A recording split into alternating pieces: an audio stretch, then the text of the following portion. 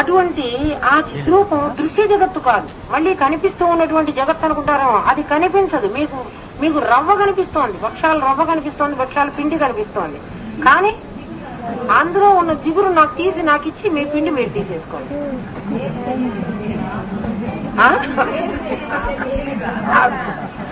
అట్లా చిద్రూపం అమ్మా అనిపిస్తుంది. అందుకే పరమాత్మతత్వం అనిపించాలి, అనుభూతం కావాలి. అది కనిపించదు. అది కనిపిస్తే మరి దృశ్యమానమైన జగత్తు ఏది కనిపిస్తుందో అది నశిస్తుంది, ఏది అనిపిస్తుందో అది నశించడానికి వీలు.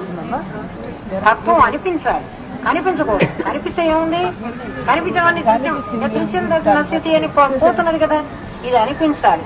అలా నిక్షిప్తంగా దాగి ఉన్నటువంటి చూడండి, మనమే ఉన్నామే. మనం రోజు రోజుకి ఇంత పాపాయిలం కాస్త ఇంత పొడుగైనాం కదా, పెరిగాం కదా, పెరిగాం, ముసలోళ్ళం కూడా అవుతున్నాం. ఎక్కడుందిరా నిన్నటికి ఇవాళకి నేను ఎంత పెరిగానో ఎక్కడ మీరు కనుక్కోగలరు? పోనీ 4 ఏళ్లకి 5 ఏళ్లకి నేను నన్ను చూసి నా మార్పుని గ్రహించగలిగారు, కానీ మీరు ఆ మార్పు ఎక్కడుంది? కంట్లో వచ్చిందా, ముక్కులో వచ్చిందా, చెవు ఏం లేదు. 30 ఏళ్ల తర్వాత చర్మం బాగా ముడతలు పడిపోయింది. అరే ముసలితనం వచ్చింది, ఎక్కడి నుంచి వచ్చింది? నాలో నుంచే వచ్చింది. నాలో నిగూఢంగా దాగి ఉన్నటువంటి అది బయటికి వచ్చి నా శరీరాన్నంతా కూడా మార్చేది. ఆ ప్రజ్ఞ తనలో ఉండి తనలో మారుస్తుంది. కానీ ప్రజ్ఞ మారి తను నాశనం అయిపోయి ఇంకో దాన్ని మార్చటం లేదు, తను అట్లాగే ఉంటుంది. దాన్ని ఎక్కడైనా చూడండి, గింజం నాశనం అయిపోయి చెట్టు మొలుస్తోంది. ఒక గింజ పోవాలి కదమ్మా. గింజగా ఉండి చెట్టు మొలుస్తానంటే ఒప్పుకో. గింజ ఏమవుతోంది, గింజ నశించిన తర్వాత చెట్టు వచ్చింది. ఆ మొక్కలో నుంచి చీల్చుకుని ఆ మొక్క కొంత భాగం లేకుండా పోతేనే దాంట్లోంచి ఒక రెమ్మొచ్చి దాంట్లోంచి ఒక కాయ రావాలి. ఆ మొక్క చీల్చుకుంది, ఆ కాయ పగిలిపోయి నశిస్తేనే అందులోంచి మళ్ళీ గింజలు బయటకు వస్తుంది. కాయగా ఉంటానంటే గింజలు బయటికి రావటం లేదు కదా. అలా ప్రతి పదార్థం జగత్తులో, దృశ్యమానమైనటువంటి జగత్తులో పదార్థం తన రూపాన్ని కోల్పోయి కొత్త రూపాన్ని సృష్టిస్తుంది. అలాగే అది దాని రూపం పోగొట్టుకుని ఇంకో రూపం. ప్రజ్ఞ మాత్రం దాని రూపం పోగొట్టుకోకుండా అన్ని రూపాలు సృష్టిస్తోంది. అందుకే ఆవిడ చిద్రూపిణి అన్నారు. ఆ చిద్రూపిణి తనుగా ఉంటూ తన మాయ చేత అందరినీ సమ్మోహితుల్ని చేసి అందరినీ ఆటాడించి మళ్ళీ తన గుప్పిట్లోనే పెట్టుకుంటుంది. అవసరమైతే వదులుతుంది, కావాలంటే పట్టుకుంటుంది. ఆవిడ వదిలితే జగత్తు కనిపిస్తోంది, ఆవిడ పట్టుకుంటే లయమైపోతోంది. అంతే. ఆవిడ మాత్రం అక్కడే ఉంటుంది, అలాగే ఉంటుంది, ఏ మాత్రం మార్పు చెందటల్లా. అటువంటి చిద్విలాసం. మొన్న ఎవరో నన్ను అడిగారు, అమ్మ చిద్విలాసం తెలిస్తే అంతా తెలుస్తుందన్నారు మీరు, అంటే అది ఎలా తెలుసుకోవాలి అంటే, ఎలా తెలుసుకోవాలో ఒకళ్ళకొకళ్ళకి ఎక్కడ చెబుతారు? ఇలాగే పాఠం చెబుతూ ఉంటే ఎవడెవడికి ఎంత బుర్రకి గ్రహించే శక్తి వస్తుందో వాడు అంతంత గ్రహిస్తూ ఉంటాడు. అందరికీ అర్థమవుతుందని మనం చెప్పడానికి లేదు, మనం చెబుతూ ఉంటాం. ఎవడికి ఎంత స్థితిలో ఉన్నాడో వాడికి అర్థం అవుతూ ఉంటుంది. ఒకడికి కాకుండా కూడా పోవచ్చు. ఏమిట్రా నాయన బోరు కొడుతుంది, లేచిపోతే తిడతారేమో. ఒకప్పుడు నేను అనుకోలేదు, గురువు గారి దగ్గరికి వెళ్ళి నేను వెళ్ళిపోదామంటే వీళ్ళందరూ నన్ను కొడతారేమో, మరి అర్థం కావట్లేదు నాకు, వెళ్ళిపోదాం అనుకుంటున్నాను, వెళ్ళిపోతే వీళ్ళందరూ కొడతారేమో. వాళ్ళు ఏమో హాయిగా నవ్వుకుంటూ వింటున్నారు, నాకేమో నవ్వు కాదు కదా, అసలు అర్థమే కాలేదు ఒక్క ముక్క కూడాను. పోదామంటే పోలేను, అలా గప్చిప్గా నోరు మూసుకొని కూర్చున్నాను. గంటన్నర ఎప్పుడైపోతుందా, ఎప్పుడు మానేస్తానా, ఎప్పుడెప్పుడు వెళ్ళిపోదామా అంటే. మరి ఆయన చెప్పిన దాంట్లో లోపం లేదు కదా, నా స్థితిలో అప్పటికి లోపం ఉంది. అలాగే ఎవడెవడు ఏ స్థితికి అందుకుంటూ ఉంటాడో వాడికి అది అర్థం అవుతూ ఉంటుంది. అందరికీ కూర్చోబెట్టి ఒకటే చెబితే అది అర్థం కాదు. అందుకే చెబుతున్నారు, పరమేశ్వరి యొక్క చిద్రూపం ఏమిటి అంటే, తాను మారకుండా, తాను నశించకుండా అందరినీ మారుస్తూ ఉంటుంది, అందరినీ పుట్టిస్తూ ఉంటుంది, అందరినీ పెంచుతూ ఉంటుంది, అందరినీ లయం చేసుకుంటూ ఉంటుంది.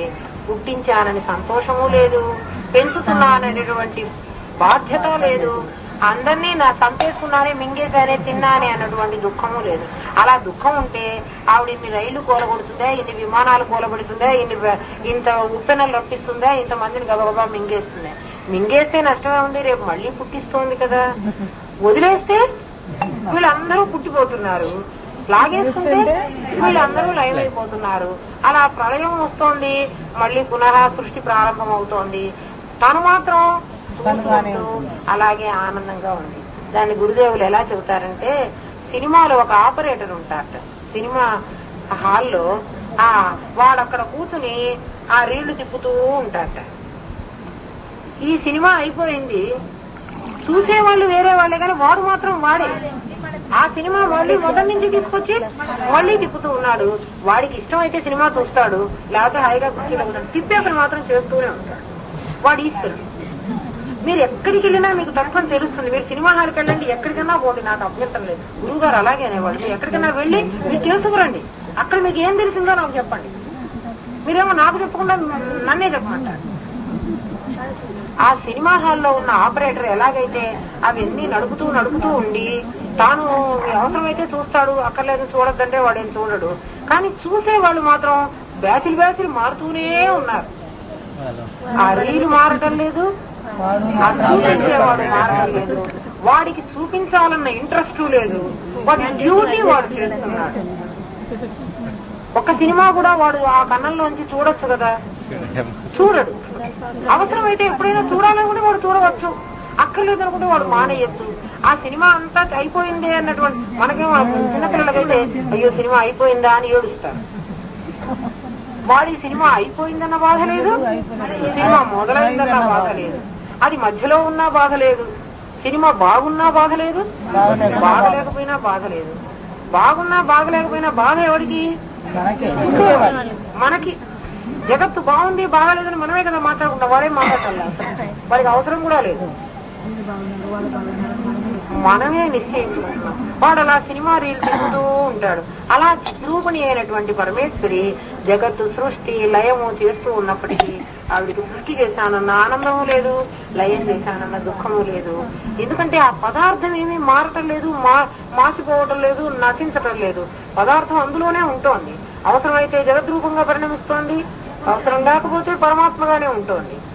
ఉంటే పిల్లలు బొమ్మలు తెచ్చుకుంటారు, గురువులన్నీ బుట్టలో పెట్టుకుంటాడు, అన్ని పరిచేసుకుంటాడు, కాసేపు ఆడుకుంటాడు, మళ్ళీ అన్ని బుట్టలోకి తోసేస్తాడు, ఆ మూల పారేస్తాడు. ఏరా ఆడుకోవా, అయితే నీ గురువులు వస్తా నేను తీసుకోనా, అదే నేను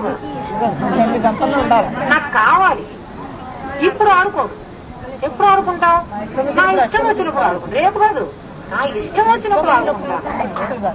ఇప్పుడే ఆడుకోమంటే నేను ఆడుకోను. నాకు ఇష్టం వచ్చినప్పుడు నేను ఆడుకోకుండా ఉండను. పోనీ 2 గురుకులు నేను ఎత్తుకుపోతాను, అబ్బాయి నేను అట్లా ఇవ్వను. నీ బుట్టలోనే ఉన్నాయి కదరా, అవసరం లేదు కదా, బుట్టలో ఉన్నా కూడా నా బుట్టలోనే. అలా సమస్త వాసనలు ఆ చిద్రూపిణి అయిన పరమేశ్వరి ఆవిడ బుట్టలో పెట్టుకుని, అయితే ఆవిడ బుట్ట కూడా ఉందా అనంటే బుట్ట వాటిని అవసరమైతే జగత్తంతా పనిచేస్తుంది, అక్కర్లేకపోతే లయం చేసుకుంటుంది. ఈ జగత్తులో ఈ పరవబడినటువంటి బొమ్మలు ఎప్పుడైనా సరే తల్లి నేను నీ దగ్గరికి రావాలనుకుంటున్నాను అని అంటారనుకోండి, వాళ్ళని మాత్రం లాక్కుంటారు, ఇంకా మళ్ళీ వాళ్ళని పంపించారు. వద్దులే మీరందరూ నా దగ్గర ఆట ఆడుకుంటూ ఉంటామే. మన చిన్నపిల్లలు ఈ తల్లి అని తల్లి ఒక ఆవిడ కూర్చుని అందరికీ కళ్ళు మూసి ఇట్లా ఆడిస్తూ ఉంటుంది, చూసారా మీరు ఎప్పుడైనా ఆటలు? మనం చిన్నప్పుడు అందరం ఆడుకున్నాం కూడా. కళ్ళు మూసి వాళ్ళందరినీ పెట్టి వాళ్ళు పరిగెత్తిపోతారు, ఆ దొంగ వాడిని పంపిస్తారు పట్టుకోవడానికి. వాడు గబగబా పరిగెత్తుకొని వచ్చి తల్లిని ముట్టుకున్నాడు అనుకో, వాడిని ఇంకా దొంగ పట్టుకోవచ్చు. తల్లిని ముట్టుకుంటే ఇంకా దొంగ పట్టుకోక్కర్లేదు. అంతవరకు దొంగ వాడు వెంట పడుతూ ఉంటాడు, పరిగెత్తుతూ ఉంటాడు. అలాగే మృత్యువు మన వెంటబడి పరిగెత్తుతుంది. ఈ ఆటలోకి మన వదిలింది ఈ తల్లి. ఆ అమ్మను పట్టుకున్నాం అనుకోండి, ఆ మృత్యువు మన ఇంకా పట్టుకోదు, మన ఇంకా వెంట పడదు. అందుకని అమ్మని పట్టుకోవడానికి తల్లిని వెతుక్కునేది ఆ తల్లి చోటు. తల్లి అని ఏదో స్తంభం ఏదో పెట్టుకుంటారు మన వాళ్ళు గుర్తుగా. ఆటలన్నీ కూడా వేదాంతపరంగానే ఉన్నాయి, మనకు తెలియదు. మనం అందరం ఆటలే ఆడుకున్నాం, కానీ వాటి అర్థం తెలియదు కదా. అందువల్ల ఏమైందంటే మనం ఏదో ఆటగా ఆడుకున్నాం, ఇప్పుడు అర్థం తెలిస్తే అయ్యో మనం కూడా మంచి ఆట ఆడాలి అనిపిస్తాం. ఆ తల్లిని పట్టుకున్నాం అనుకోండి, పరమేశ్వరి అయిన చిద్రూపిణిని పట్టుకుని ఆవిడ విలాసం తెలుసుకున్నాం అనుకోండి, ఇప్పుడు ఆ తల్లిని గుర్తించిన వాడు ఆవిడ దగ్గరే కూర్చుని ఆ దొంగవాడు వెంట పడుతూ ఉంటే, ఆ పరిగెత్తేవాడు పారిపోతూ ఉంటే, వాడు దాక్కుంటూ ఉంటే వాడిని చూసి వీడు ఆనందపడిపోతూ ఉంటాడు. నేను కూడా ఇలా పరిగెత్తానే అనేటువంటి ఇప్పుడు మళ్ళీ నన్ను ముట్టుకుంటాడేమో ఈ భయభ్రాంతులకు లోను కాకుండా సమాధి వచ్చి చిద్రూపుని యొక్క పరమేశ్వరి యొక్క ఆ తత్వాన్ని ఎవడైతే గ్రహిస్తాడో వాడి ఆటలో నుంచి విరమించుకోవాలి. ఇంకా ఈ ఆట అక్కర్లేదు. ఆట కావాలి అనుకున్నవాడు ఆవిడ అక్కర్లేదు. మనం నిర్ణయించుకోవాలి కదా, అబ్బాయి నాకు ఆట బాగుందండి, నేను అలా ఆడుకుంటూ ఉంటాను, ఆడుకుని ఆయన నీకు ఆట ఎప్పుడైతే వద్దనిపిస్తుందో అప్పుడు నా దగ్గరికి వచ్చేసి, అమ్మ దగ్గరికి వచ్చేసి అమ్మని ముట్టుకుంటే ఆట ఆడదు. విసుగు రావాలి, వైరాగ్యం కావాలి. ఎన్నాళ్ళున్నా ఎర్రాట ఏమా రేపు చెప్పుకుంటాం. ఓం